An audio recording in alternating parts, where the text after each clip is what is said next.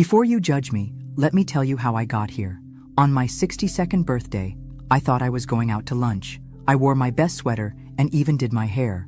But instead of cake and laughter, I was handed a suitcase and abandoned. That was just the beginning. If you think betrayal only comes from strangers, wait until it wears your last name. Stick around till the end and tell me in the comments where you're watching from. They say a mother's love is unconditional, that it's patient, forgiving, and eternal. I believed that. I lived that. Every scraped knee, every sleepless night, every school play, I was there for Brandon, my only son. I woke up on my birthday with a flutter in my chest, that familiar warmth of anticipation. 62, alone in my modest house in Dayton, Ohio, but hopeful. Brandon hadn't called much lately, said work was hectic, that things with his wife were tense, but surely, he'd show up today. I made pancakes, his favorite, even set 2 plates. By noon, I was still alone. My heart sunk a little, but I refused to spiral. I checked my phone a dozen times, reread old texts just to feel some connection. At PM, the doorbell rang. I opened it to see Brandon, standing there with that boyish grin he used to wear when he wanted something. "Happy birthday, Mom," he said, holding a small grocery store bouquet. I smiled through the sting in my chest and hugged him tight. "You came." "Of course," he said, patting my back stiffly. "Get dressed. I made lunch reservations." I didn't even question it. I grabbed my coat, a little purse, slid on the shoes that always pinched my toes but looked nice. I felt giddy, like a girl going to prom. But we didn't drive toward the city, or any restaurant. We pulled into a place with a long driveway lined with maple trees whose leaves had turned to ash gold and red. I looked up at the sign and felt my stomach twist. Willow Pines Senior Living Facility. "Brandon, what is this?" He cleared his throat. "Mom, we need to talk. This isn't safe anymore. You live alone and with your memory lapses." "What memory lapses?" I snapped. He kept talking. "I found a great place. It's safe, comfortable. You'll have people your age, activities." I laughed. That bitter kind of laugh that doesn't feel like laughing at all. "You're kidding. You brought me here. On my birthday?" He got out of the car. "Let's go inside." I refused to move. That's when he opened the trunk. My suitcase was already packed. I stared at it, frozen. "You went through my things?" He sighed. "Don't make this harder than it needs to be." Inside, it felt like time had stopped. Smiling faces at reception, the smell of antiseptic and overcooked vegetables. He handed over papers, legal papers, a transfer of power of attorney. My name, his signature. Done. I didn't cry then, not yet. I let them lead me to a room with beige walls, an adjustable bed, and a small window facing a brick wall. My birthday gift. I sat on the edge of the bed with my coat still on, feeling the cold seep through my bones. No cake, no candles, just silence. Hours passed. I finally opened the bouquet. It had wilted from the car ride. The flowers looked like I felt. That night, I lay awake, listening to the quiet rustle of nurses, the distant sound of a TV somewhere down the hall. The mattress was too firm. The sheets smelled like bleach. I replayed every conversation with Brandon over the past year, trying to see the signs I'd missed. I thought of all the times I said yes when I should have said no. The times I covered for him, loaned him money, made excuses to others. The moments I swallowed disappointment because I loved him. But that night, I stopped defending him. Something cracked inside me. Something essential. The next morning, I asked a nurse for my cell phone. She said my son had taken care of it, disabled the line, said it was too confusing for me. It was then I realized I wasn't here to be cared for. I was here to be erased, and if I didn't find a way out, they'd succeed. But I'm not as fragile as they think, not even close.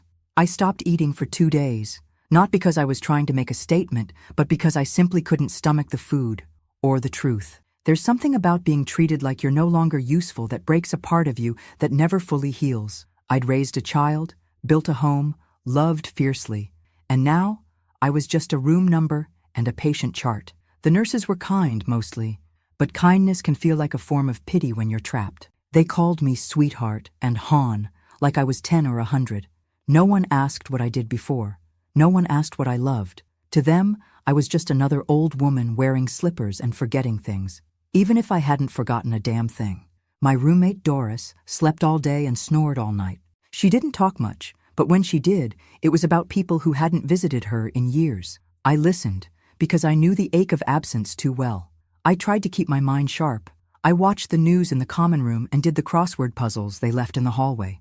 I reread a novel I'd already read twice before. But something inside me was sinking, deeper, darker. Then, on the fourth day, I met Ruby. She wasn't supposed to work that day. A nurse called in sick, and Ruby, young, with braids pinned up under her scrub cap and kindness in her eyes, filled in. She was checking my vitals when she said, "You don't belong here." I looked at her, startled. She smiled. "Don't get me wrong. A lot of folks need help, and that's okay. But you don't seem lost." I blinked away the sudden sting in my eyes. We got to talking. She asked about Brandon. I told her what I could without falling apart. She listened. Not just nodded, really listened. Later that day, she came back with something in her hand. "This belonged to Mr. Henley, a resident who passed last week," she whispered. "We found it tucked inside a Bible. No one claimed it. It was a lottery ticket, folded, a little yellowed, and dated 2 weeks earlier." I chuckled, dry and brittle. "And you want me to try my luck?" She winked. "Hey, the world owes you something." I didn't plan to do it. Not at first. It felt silly. But boredom and desperation are strange bedfellows. That night, I waited until the hallway was quiet, used one of the facility's ancient desktops in the lounge, and typed in the numbers. My hand froze. My eyes scanned the page again and again. Is million. I covered my mouth with both hands. I looked around. No one was there. The silence that followed was deafening. It wasn't joy I felt, not at all. It was fear, pure, electric fear. If Brandon found out, if anyone found out, I printed the confirmation, folded it small, and tucked it inside my bra. The next day, I called Ruby aside. "I need to talk to someone, privately, someone legal." She didn't ask why. She just nodded. Ruby knew someone, a volunteer attorney who came by twice a month to help seniors with wills and such. I waited, with my heart pounding, until he arrived that Friday. His name was Aaron, young, sharp, and most importantly, discreet. We sat in the tiny break room. I slid him the lottery confirmation and whispered, "Can you help me disappear?" His eyebrows rose, but he didn't flinch. "We'll need to move fast," he said. The next hours were a blur. Paperwork, notarizations, financial transfers, a new phone, a temporary mailing address. He contacted an independent financial advisor who set up a blind trust. My name was nowhere visible. Brandon would never see a cent. I signed a new will, leaving everything to charity, just not yet disclosed. Brandon had already signed away my life once. I wouldn't let him do it again. Ruby hugged me on the night I left. "Don't forget us when you're free," she whispered. I didn't cry. I couldn't. I slipped away just before dawn, wearing clothes that weren't mine, carrying a duffel with only the essentials. They thought I was senile, broken, alone. But I was about to become a ghost with $1 million. Let them look for me. They'd never see me coming. The bus ride out of Ohio was long, quiet, and cold. I sat near the back, hood up, sunglasses on, clutching that duffel like it held my soul. In many ways, it did. I didn't know exactly where I was going. All I knew was that I had to get far enough that no one could find me. Not Brandon, not his wife, not the lawyers he'd likely already called. Aaron had helped me purchase a modest house under a new trust name in rural Tennessee. Something off the grid, but livable. No cameras, no neighbors too close, just enough distance between me and the life I was leaving behind. When we crossed the Kentucky border, I exhaled for the first time in hours. Freedom had a taste, and it wasn't sweet. It was metallic, like blood and fear. The house was nothing fancy. A single-story brick structure with chipped paint and a crooked mailbox. But it had a working heater, clean water, and, most importantly, silence. Not the kind you get in a nursing home, surrounded by people who've given up.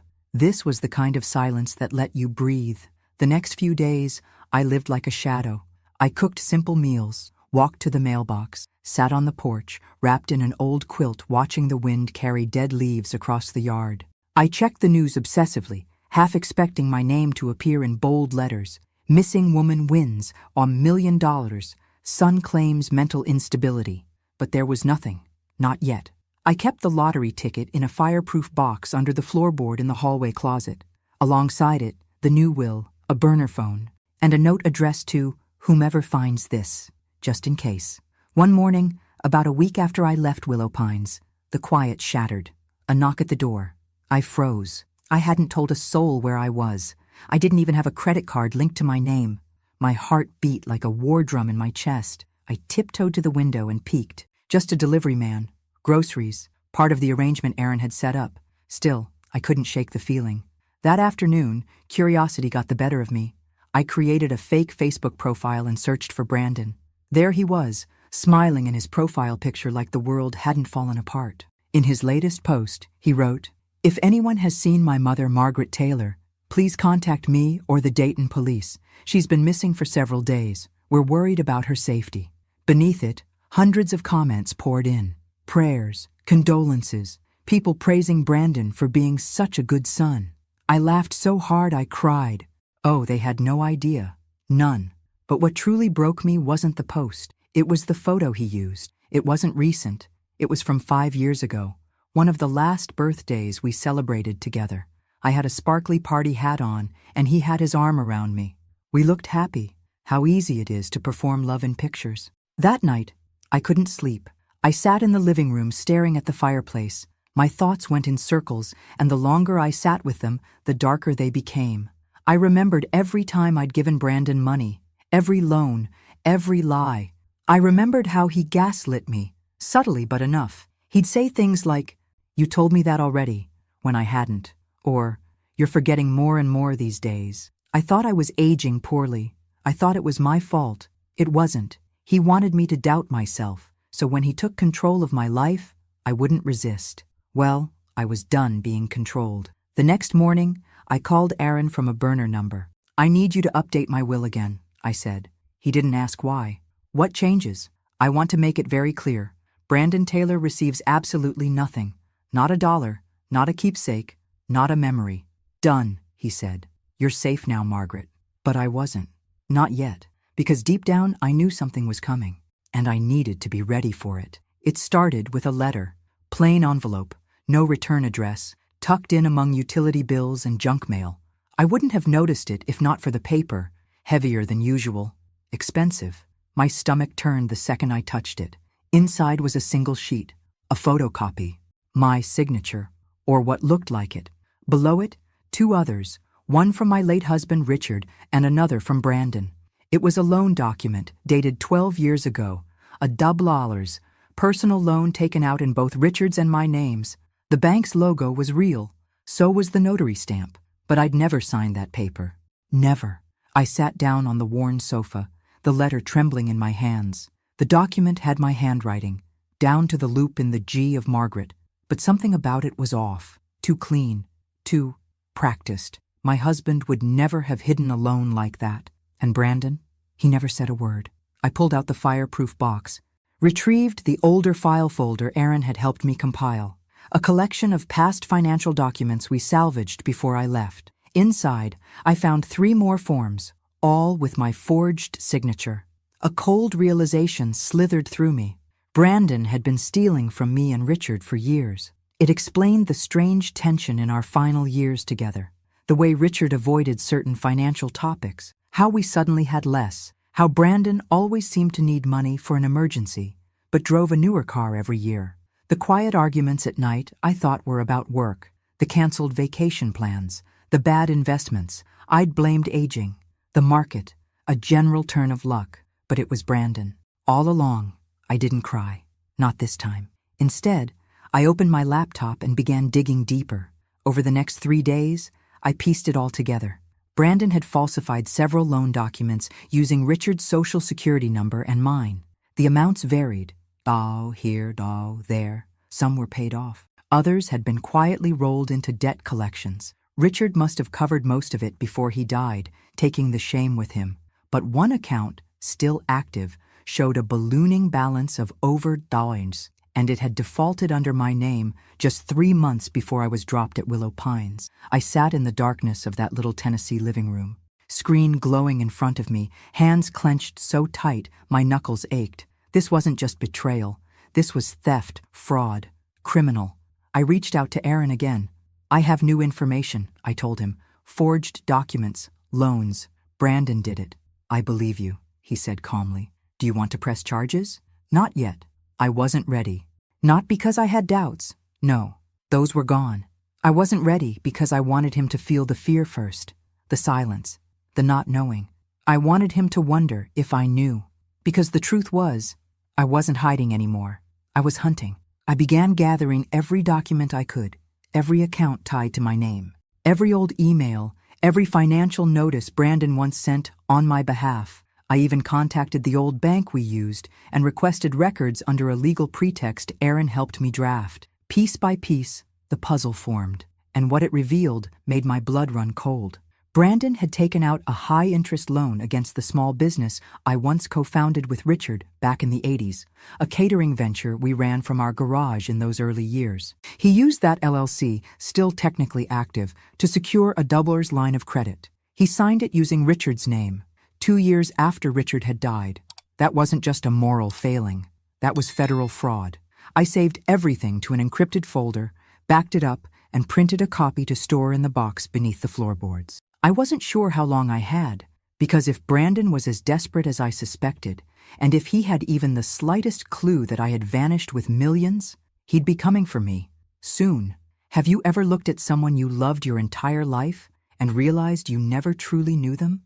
That's what it felt like. Scrolling through pages of documents that tied my son to a trail of deceit so long and tangled, it made my stomach churn. The man I once rocked to sleep in my arms had grown into a stranger. And not just any stranger, a dangerous one. By now, I had confirmed everything. Brandon had forged my signature, lied to banks, manipulated my late husband into covering for him. And worst of all, he had done it all behind the mask of a devoted son.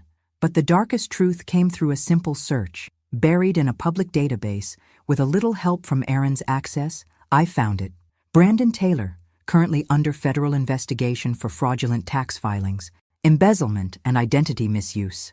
Identity misuse. That one hit hardest. I clicked on the case file, trembling. The details were mostly redacted, but the accusations were clear. Brandon had been creating false identities, inflating incomes, falsifying deductions, and submitting returns to siphon money through refunds. Some of those identities were deceased, some were elderly, some were real people, including me. The IRS had flagged several returns filed in my name over the past 3 years. I had no idea. I stared at the screen, my mind in a spiral. Had he planned to take my money from the beginning? Was this the reason he was so quick to shove me into a facility and shut down my phone? It wasn't concern.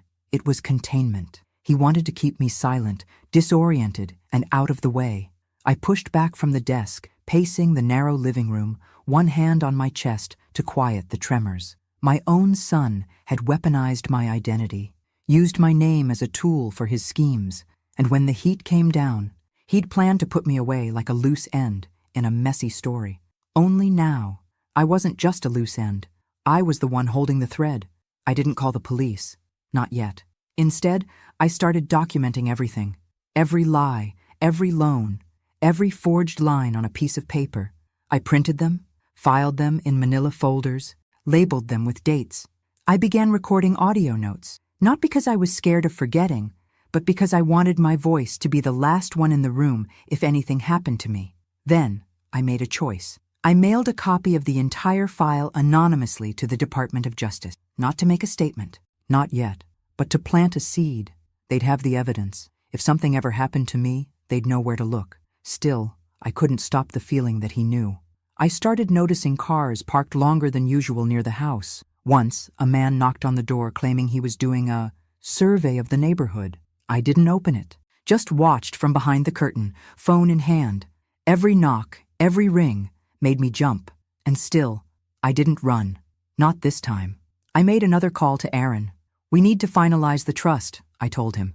The will, too. I want everything protected. He agreed. We set it all up in my new name, with layers of legal insulation.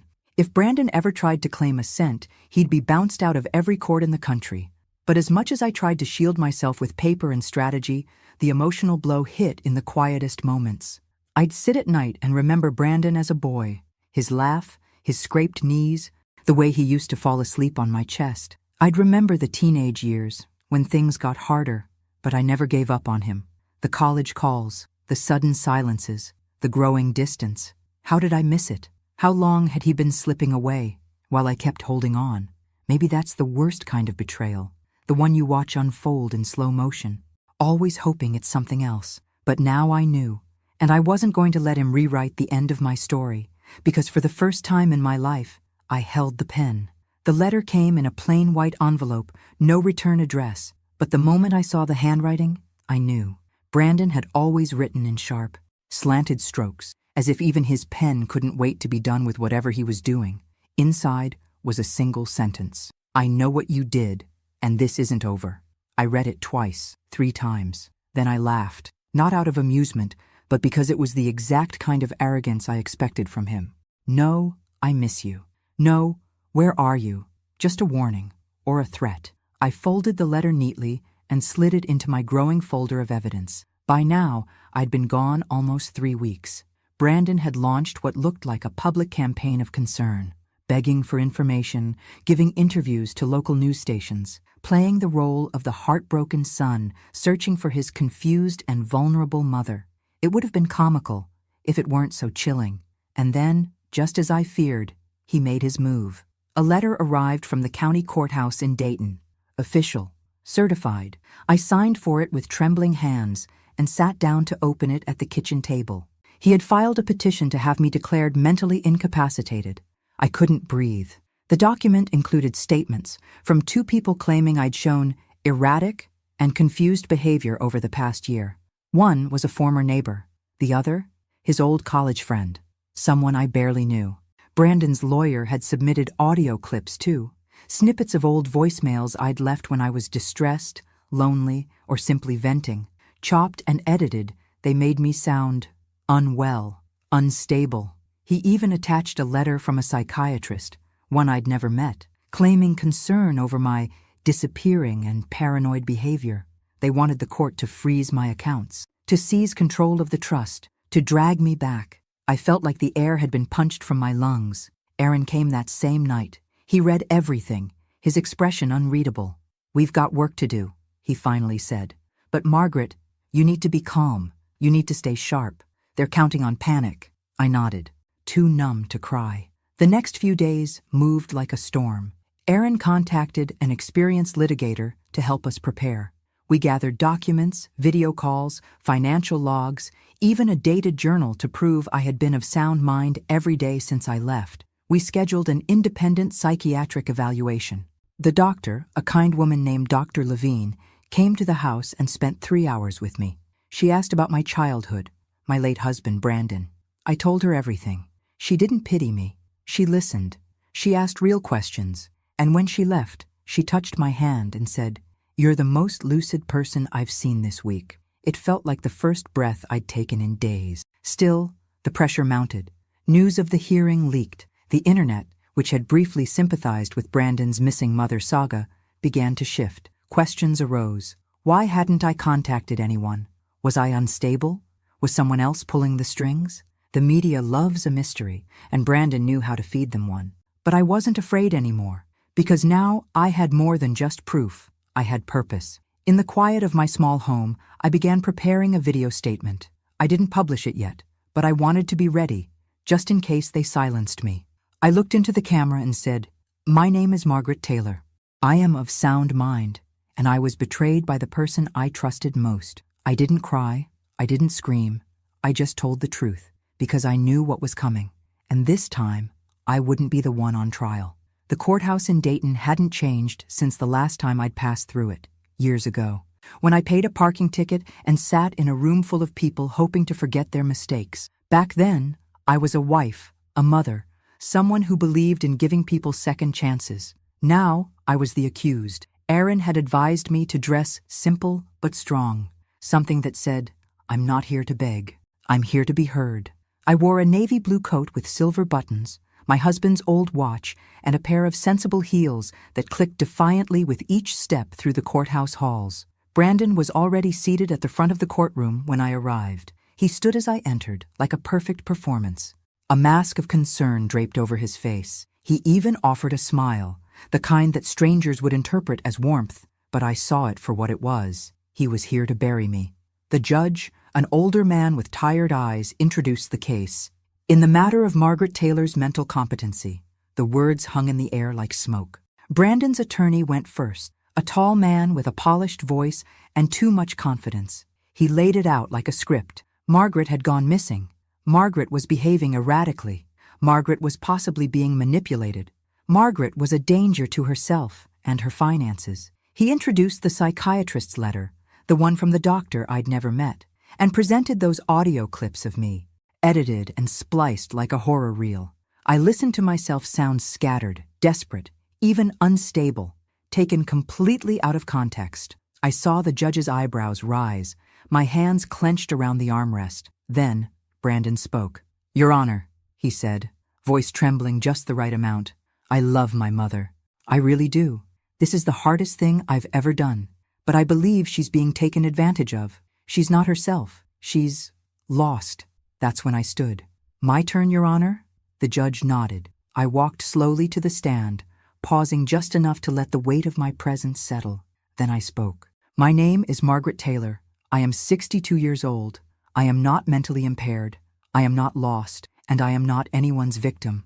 I opened my folder, methodically, carefully, and handed a copy of Dr. Levine's full psychiatric report to the judge, signed, dated, and certified. The verdict: completely sound mind, no indicators of cognitive decline, emotionally stable. I watched the attorney's shoulders tense. Brandon's face twitched. Then I continued. "I have here," I said, lifting a second folder, "a log of every phone call I made the week before I left, receipts for the transfer of funds to a legal trust, medical records, clean, and a signed affidavit from the attorney who helped me exit the facility, stating I was lucid, logical, and in full control of my decisions." I paused. "And I also have something else, but I won't be presenting that today, not unless I need to." I didn't show the file, the one with every fraudulent signature, every stolen loan, every manipulated tax document Brandon ever touched. That was my ace. Instead, I turned to the judge. He put me in a facility without my consent, took my phone, took my freedom, and now he wants to take what little I have left, my voice, my independence, my dignity. Don't let him. The courtroom was still. Aaron sat beside me, silent but steady. His eyes met mine, proud but not surprised. The judge leaned back, thumb tapping the file. "I need time to review all documents and the medical evaluation. The court will reconvene in 2 weeks." 2 weeks. Brandon turned toward me as the session ended. He tried to catch my eye, but I didn't give him the satisfaction. He left the courtroom with clenched fists and a jaw set tight. His mask was cracking. And I walked out with my head high. The war wasn't over, but for the first time, I knew I could win it. 2 weeks. That's how long the judge gave us. But Brandon didn't waste a single day. Within hours of leaving the courthouse, he doubled down on his public campaign. The local news ran a new segment. "Missing mother reappears in court. Son fears exploitation." Brandon spoke directly to the camera, eyes moist, voice shaking just enough. "I just want to make sure my mother is safe," he said. "She's been through a lot. She's not thinking clearly. And I'm afraid there are people around her with bad intentions." I watched the broadcast from my living room, arms folded, jaw tight. There were no bad people around me. Just me. Just Margaret Taylor, the woman who raised him, who sacrificed, who forgave more than any mother should. And he had the audacity to paint me as a puppet? That was the moment I knew. The silent war I had declared in my heart was no longer enough. I needed to act. I called Aaron and asked him to come by. When he arrived, I handed him the sealed envelope with every document I had collected. The fraudulent loans, the forged signatures, the tax returns Brandon had filed under my name. "Send it," I said. "Not to the court, to the Department of Justice, anonymously." He opened the envelope, flipped through the pages, and nodded. This will get their attention. I'm counting on it." But I wasn't done. That night, using one of my new aliases and a fresh online account, I made a sizable donation, $5 million, to a national nonprofit organization that protects elderly individuals from financial abuse. No name attached, just the transfer. Within a week, they launched a campaign using my case as a symbol. They didn't name me, but the timing was too perfect. People started whispering, sharing, questioning. How does a mother vanish, then reappear with money, but her own son tries to lock her away? Comments flooded social media. Something's off with the son. Let her speak. Why hasn't anyone asked her side? I don't trust him. Brandon's carefully constructed image began to wobble. Then, a break I hadn't expected. A journalist from a major newspaper reached out to Aaron. She wanted to hear my side of the story. She promised discretion. No names, no photos, just truth. I agreed. We met at a quiet cafe 2 towns over. I wore sunglasses and a hat. We sat in the corner booth. She hit record and let me talk. I told her about the facility, about being dropped there without warning, about Brandon taking my phone, my accounts, my dignity. I didn't mention the lottery, not yet. When she asked about the court case, I simply said, "He's trying to take control of my life." Again. The story ran 2 days later. Mother or Millionaire? The silencing of Margaret T. It didn't take long for the dots to connect. People online began speculating. Was the missing mother actually the anonymous donor? Was this why her son wanted her declared incompetent? More whispers, more doubts, and still, I remained quiet. Because Brandon's downfall wouldn't come from an accusation. It would come from a reckoning. 2 days before the court reconvened, Aaron received a call. It was from the Department of Justice. They had received our anonymous file, and they were opening a case. Brandon didn't know it yet, but while he was building a castle of lies in courtrooms and cameras, I was setting fire to the foundation, and the flames were getting higher. The second hearing felt colder, not because of the weather, though the Tennessee wind had turned cruel that week, but because something had shifted in the air around us. Brandon walked into the courtroom looking less confident this time. His shoulders weren't quite as high. His lawyer whispered urgently as they took their seats. They'd seen the article. They'd seen the shift online. They were feeling the cracks. I sat calmly, my folder of documents neatly tucked into my lap. I wasn't afraid anymore. I was angry. Not the kind of anger that lashes out, but the kind that sharpens into precision. This time, we went first. Aaron opened with a statement that silenced the courtroom. "Your Honor," he began, "since the last hearing, we've completed a full independent psychiatric evaluation, submitted detailed financial logs proving Mrs. Taylor's independence and coherence, and have discovered, through legitimate public records, that the petitioner, Mr. Brandon Taylor, is currently under federal investigation for multiple financial crimes, including identity misuse and tax fraud." He handed the judge a copy of the public case docket. Brandon's attorney stood up, immediately protesting. "That investigation has no bearing on—" The judge held up a hand. "Sit down." The courtroom held its breath. Then came the real blow. Dr. Levine, my independent evaluator, took the stand.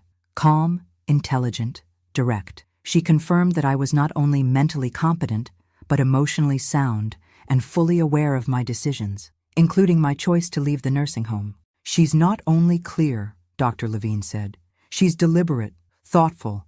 There is no medical basis for any declaration of incompetence." I looked at Brandon then. His hands were gripping the table so tightly, his knuckles were white. His mask, that carefully constructed facade of concern, was unraveling by the second. Aaron then presented our final piece of evidence, a timeline. It showed exactly when Brandon attempted to seize control of my accounts, and how that perfectly coincided with large withdrawals he made from his own failing business. Coincidence? Hardly. The judge reviewed everything in silence. Brandon was offered the opportunity to respond. He stood. His voice cracked. "My mother is sick. She's clearly being manipulated by someone. She wouldn't act like this unless she was confused or unstable. This isn't her." I stood then, and I faced him directly. "I am her," I said. Everyone went still. "I am the woman who stayed up with you when you had the flu at age 6, who gave up vacations, who pawned jewelry to pay for your college classes, who cooked your favorite meal even when I couldn't afford groceries for myself. I am her, and you left me in a facility like I was nothing." I turned to the judge. "And now, Your Honor, I ask you to let me prove that I am not nothing." The judge leaned forward, steepled his fingers, and spoke slowly. "Mrs. Taylor, based on the overwhelming evidence provided, your psychiatric evaluation, and the inconsistencies in the petitioner's claims, I am dismissing this case. Your financial accounts and personal autonomy are fully restored. This court recognizes you as competent and independent. I didn't cry, but my hands trembled slightly as I picked up my papers and walked out of the courtroom. Brandon didn't say a word as I passed. His eyes were wild, not with anger, with fear. He knew it was over, at least this part. But what he didn't know was that while he'd spent weeks trying to prove I was unstable, I'd been building something far more powerful than a defense, a legacy, and I wasn't done yet. The phone call came just after midnight. Aaron's voice was tense but steady. It happened. The DOJ opened formal proceedings. Brandon's name is on the docket. I didn't speak. I just sat there, in the dark, staring out at the wind shifting the trees beyond my window. A part of me had been waiting for this moment, but now that it had come, it didn't feel victorious. It felt inevitable. The next morning, the world caught up. The media swarmed it first. Brandon Taylor, son of recently spotlighted elder abuse case, under federal investigation.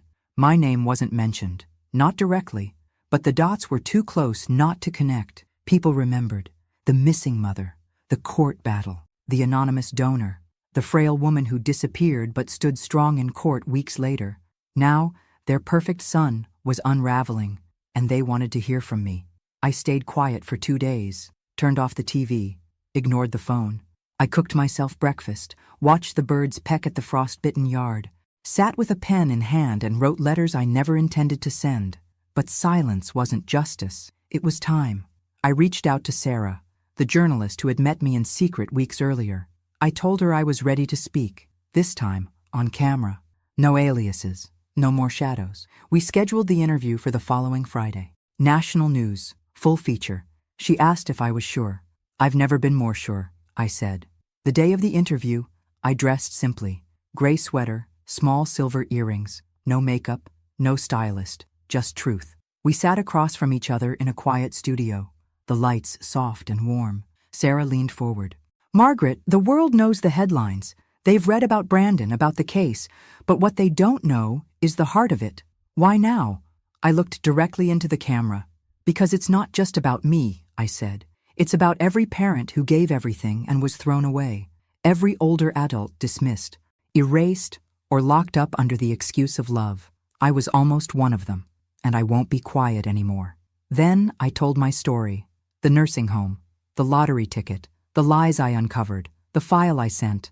I left out nothing. Sarah's eyes welled as I spoke, but I didn't cry. I was done crying. That night, the interview aired. Millions watched. Messages poured in. People from across the country, sharing their own stories of betrayal, abandonment, and survival. I wasn't just Margaret anymore. I was a mirror. Brandon didn't speak publicly, but sources close to him said he was devastated, that his life was falling apart. Good. He built that life on manipulation, and now it was collapsing under the weight of his own cruelty. But I didn't gloat. Instead, I got to work. I made plans to launch a foundation, one that would protect elders from legal and financial abuse. Not in name only, but with real legal support, real funding, real advocacy. I named it the Margaret Project, because if they were going to use my name to strip me of dignity, I was going to use it to give dignity back. Still, the pain lingered. Not because Brandon was suffering, but because I had once loved him with a kind of loyalty that blinded me. And now I had to learn how to live without that illusion. But I had something better now. I had the truth, and no one could take that from me again. Brandon's arrest didn't come with sirens. It came with headlines. Brandon Taylor indicted on multiple counts of wire fraud, identity theft, and tax evasion. I read the news on a quiet morning with my tea in hand, and my cat curled beside me. The house was still, except for the steady hum of the refrigerator and the wind brushing against the shutters. For a long time, I just stared at the article. Not because I didn't believe it, I did, but because I had imagined this moment so many times that, when it finally came, it almost felt like déjà vu. He was out on bond, of course. Money can buy time, even when it can't buy peace. But the damage was done. His name had become synonymous with betrayal. Former clients pulled their business. His credit lines were frozen. Friends? Gone. Even his wife had issued a statement through a lawyer. She was filing for divorce. He was alone now. I should have felt triumphant, but all I felt was hollow. The thing about surviving betrayal is that it doesn't leave you whole. It leaves you wiser. Yes, Sharper, stronger maybe, but something soft dies in you. That blind trust, that belief that love is enough to keep someone loyal. I didn't grieve that softness. I buried it. It was a chilly Saturday when I walked into the town center for the first time since the interview aired. People recognized me. They didn't whisper. They didn't stare. They smiled. One woman, maybe in her 40s, touched my arm and said, "You gave my mom courage to leave a bad situation." A young man behind the pharmacy counter slipped a note into my prescription bag. "My grandma says thank you." I didn't seek this attention, but it came gently, like sunlight through heavy clouds. Aaron stopped by that afternoon. "They offered him a deal," he said. 10 years if he pleads guilty. If not, it goes to trial." "And he?" I asked, still pretending it's all some misunderstanding. "He thinks he can outsmart the system." I shook my head. "He's been pretending his whole life." Aaron hesitated. "He still hasn't tried to contact you?" I met his eyes, not directly, but I had received something. A letter, unmarked envelope, slid under my front door one evening while I was in the kitchen. Inside, a photograph. It was from my 60th birthday. Me, in a yellow sweater, laughing with cake on my face. Brandon beside me, holding the knife, laughing too. On the back, just one sentence in his handwriting. "You always believed in me." I'm sorry that wasn't enough. I sat with that photo for hours, not crying, not raging, just remembering the boy who asked for one more bedtime story, the teenager who drove my car into a mailbox and cried when I didn't yell, the man who hugged me tighter than usual the day his father died. They were all parts of him, and I loved them. But love, true love, demands truth. And Brandon chose lies. That night, I burned the photo in the fireplace, not out of hate, out of release. I watched the flames curl around the paper, blacken the edges, erase the smile. I didn't need a picture to remember. I needed peace, and I was almost there. The morning I returned to Willow Pines, the sky was pale gray, the kind that softens the world without hiding it. I stood outside the facility for a long moment, staring at the very place where I'd been left like luggage. The parking lot was quiet. The trees were bare. But something had changed. The front doors opened, and Ruby stepped out before I could knock. She gasped when she saw me. "Oh my God, Margaret!" I smiled. "It's me." We hugged, not politely, not briefly, but like two people who had both survived something. Her arms were warm, and I realized how long it had been since I'd felt safe in someone's embrace. Inside, the place looked different. The floors were freshly waxed. The lights were brighter. The common room had new books, a better television, and real coffee brewing in the corner. "I heard what you did," Ruby said, leading me to a quiet bench in the hallway. "The donations, the interviews. Margaret, you changed everything." "No," I said. "I just stopped letting people decide who I was." We walked the halls together. I visited Doris's old room. It was now a reading lounge. The staff looked up, some smiling, some stunned. A few residents recognized me. I nodded to each of them. They weren't invisible anymore, and neither was I. That afternoon, I gave a speech in the new activities room. There were folding chairs set up, and the staff had made cookies. Ruby introduced me like I was someone famous, but I shook my head. "I'm not here because I'm rich," I began. "And I'm not here because I was wronged. I'm here because I was silenced. And I know how many of you still feel that way." Every pair of eyes watched me. Some welled with tears. "I want to tell you something I wish someone had told me a long time ago," I said. "You are not a burden. You are not forgotten, and you are not finished." Applause followed, soft at first, then louder. I smiled, feeling the weight of every lonely night I had ever spent, now replaced by something warmer, something full.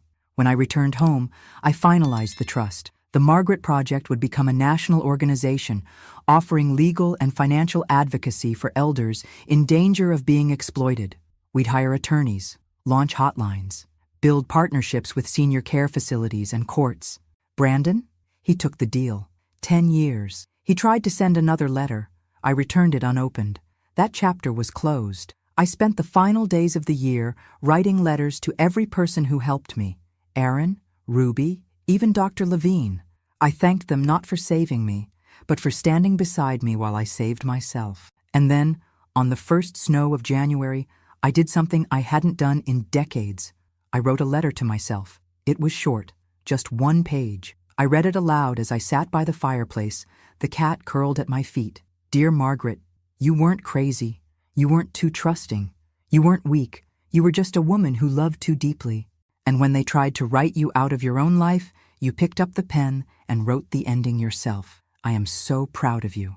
With love, yourself. I folded the letter, placed it in a small wooden box, and set it on the mantel.